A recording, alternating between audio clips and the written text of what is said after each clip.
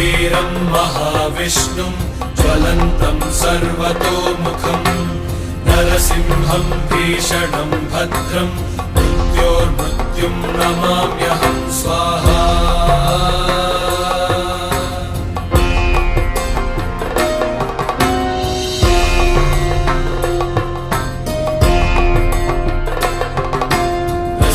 कवचं वक्ष्ये प्रह्लादेनोदितं पुरा सर्वरक्षाकरं पुण्यं सर्वोपद्रवनाशनं स्वाहा।